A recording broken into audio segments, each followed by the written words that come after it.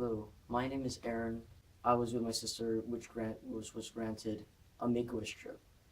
And all I can say about the Make-A-Wish trip and Make-A-Wish is that they had a great foundation, and when we went on that trip, it was a life-changing experience. Everything that happened on that trip basically showed me and my family how special these kids are to us and to Make-A-Wish. And it was it was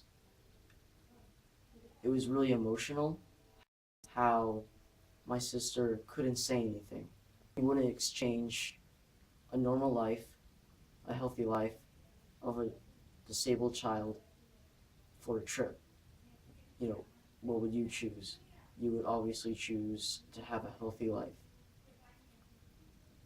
So, long story short, one thing I can say about it is that thank you, Make-A-Wish, for everything that you have done for us from the Ruiz family, and we hope to see you guys again.